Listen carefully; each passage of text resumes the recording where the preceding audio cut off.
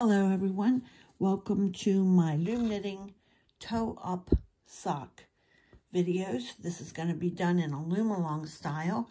If you ordered these brand new looms from Cindywood, they come with a pattern, and that pattern is an 8-step pattern. So today I'm going to show you step 1, which is the Kitchener cast on. So choose your loom and your yarn, and let's get started. So there's 2 things you need to know. 1, do you want to loom knit clockwise and do your purls clockwise? There's purls in the cuff of the sock. Then hold your pink pegs to this left. But if you like to loom going counterclockwise, put your pink pegs to the right, or blue if it's what you purchased. If you're holding it like this, this pink one here at the bottom is your starting peg. If you're holding it like this, this pink one is your starting peg. And the second thing you need to know is, do you want the colors of your sock to match? If you'd like them to match, you need to start both pair at the same place in your yarn. So like in this case, I stopped and cut the yarn between the gold and the blue. And I will be starting my cast on with the blue, and the gold will become my tail. Okay, now I will show you how to cast on this way, and then I will show you how to cast on if you're holding it this way. The first thing I want you to do is lay it with the starter peg down here. We're going to be starting up here. Just lay your yarn inside like this. And bring your blue part of the yarn, that's where you want to start, between the pink one and the white one at the top, right there. And just bring it around the peg this way to the left. And I just want you to hold that there with your fingers and reach in the bottom and pull out your tail string and just wrap it around that anchor pin, which is so nice. Okay, then we will start wrapping our Kitchener cast on. We have it around that first peg, and we will go alternate sides. Come around that first peg and go around over here and pick up the next empty peg and go back and forth. You have to use your fingers here at the beginning to get the yarn to go where you want it to go. I want it to go around this pink peg right here. This is very important not to get them all tangled up, because you're going to be pulling out this cast on when you close your toe. So you don't want it to be knotted up or tangled up in any way. So just go back and forth. After I wrap this peg, I'm going to put my thumb on top of it so that it doesn't pop off while I'm going to the other side. So we'll go back and forth all the way to the other end.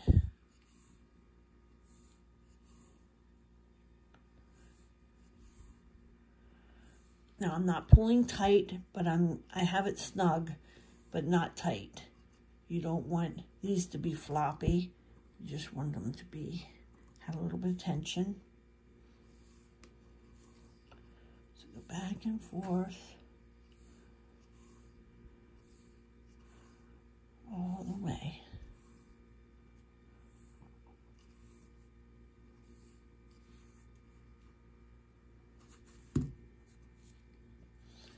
Okay, so I dropped it there, so I'm just going to go back, unwind some, and where I have it straight, I'm just going to pull it again and keep going. That will happen. They won't, while you're trying to pull out more yarn, that happens, but you're okay. You can always start over if you have to at this point.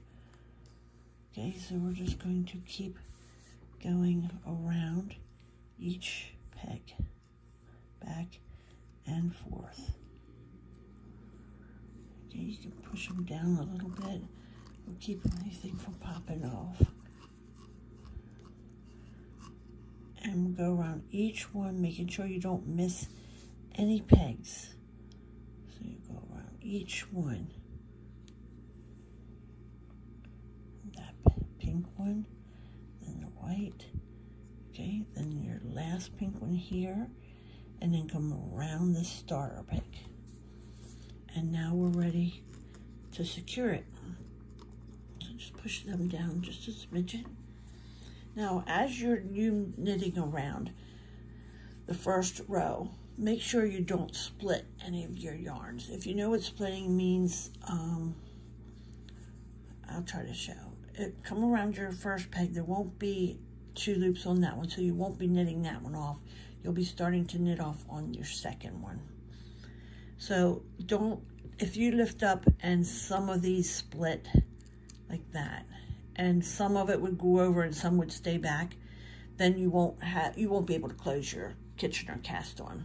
You won't be able to close up your toe. So make sure, even if you have to reach in here and pick up the loop like that, I have the whole thing, so then I can knit it over. And go to the second one and reach in either way, whether you want to scoop it up or lift it over. I have a hard time like getting the whole, like there it worked. And if your needle's not, if your hook's not nice and sharp, you'll have a hard time also. I know I use a larger hook when I'm knitting with larger gauge looms, but when I started this small gauge, I had to change to a nice pointy hook. And these ones that came with these Cindy Wood sock looms were perfect for this. So like I said, I don't always like to go here. It wants to move anyway. Just reach back in here and pick up your loop and put it over. Okay? And you'll want to do that the whole way around the loom, and then the whole way around the loom again for your Kitchener cast on.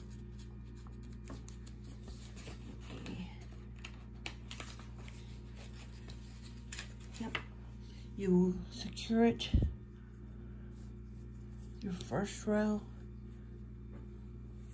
all the way around. You'll want to knit off each peg just like this. But like I said, try to reach in and make sure you're getting the whole entire yarn. Finish that row and then do one more row of U-knit. So there'll be 2 stitches on your loom, two rows of stitches on your loom. Okay, and I'm going to show you how to do your cast on if you're holding it this way and loom knitting this way. Okay, and the same way, make sure you start. I'm going to be starting with the whitish green, and the pink will be my tail. If you're not sure, take a picture of it as well. Okay, so this time your colors are on this side. So drop your tail in the middle, and you will come up between this white one and this pink one on this side. I'm going to pull it out so that I'm starting with that whitish green color. Okay, then just reach under and take your pink up around and secure it in your anchor pin. Okay, now your yarn is coming out this way between this one and this one. You're going to go this way and then over to this white one.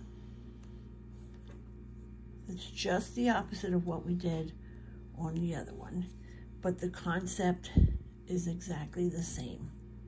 You want to get it around each peg and make sure you're going in the same direction each time you're wrapping your peg.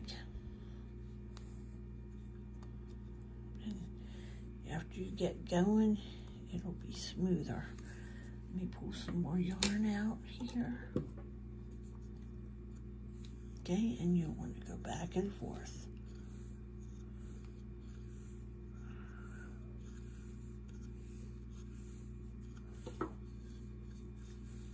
if you need to stop to pull more yarn, just kind of hold your tension there.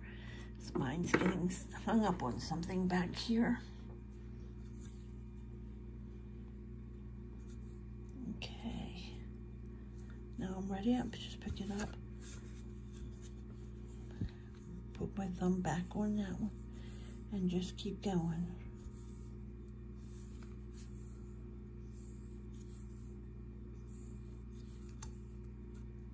Now, if it comes loose, just like it did the last time, just find where it's at. You push some of these down a little, snug, and come again.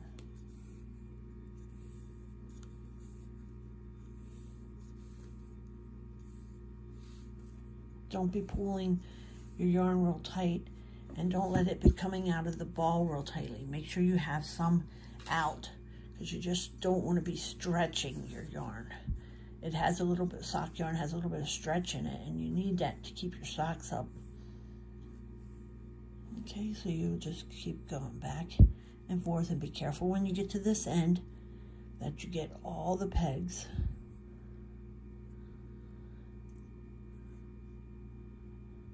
You may need to use your fingers to make sure you get around each one. And then when you do your last one, you should be coming around this way this time. Your yarn will be going this way. Okay, push them down a little bit. And now you'll want to do the same thing that I did on the last one, except you'll be knitting this way. And again, you don't want to split the yarns, so any way you can get a hold of it, reach under and you knit it off.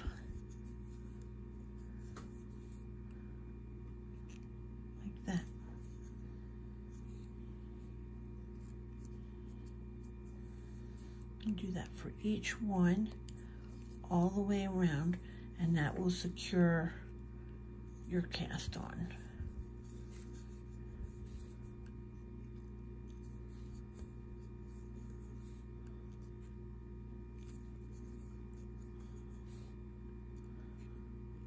I'm just kind of reaching under here and picking up that whole, to make sure I get that whole yarn, so that I don't split it. If you split it, you will have nearly impossible to be able to finish that closing your toe.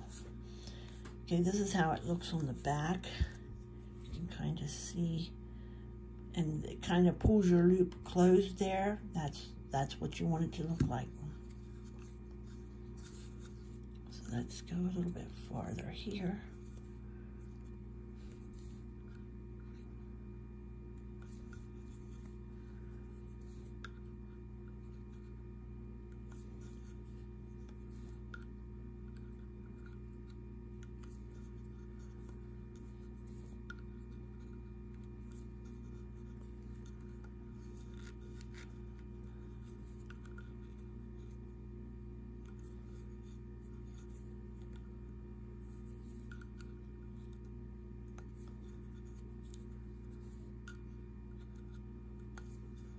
Okay, you can see what it's coming out like, and then when you do go the whole way around, the other side will look just like it. So you will continue to U-knit back to your starter peg, and then you will do one more row. There will be 2 rows of stitches.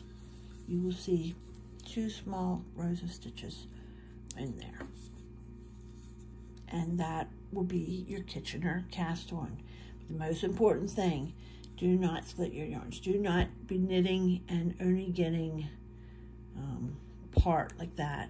Like if you only pick up part of it and loom it over and part of it stays back, you won't be able to pull out your string when you're closing the toe. So that is something you definitely, especially for this part, no other part of the sock is that important, but you don't want to split yarns anytime, but I know it happens, and sometimes you just get the split part the second time around, the second row. But in this case, you want your first row not to be any split yarns, so that that tail will pull out very smoothly. And that is the Kitchener cast on. So complete that, and then come back for step 2, part 1, which is to start your short row decreases. Thank you very much.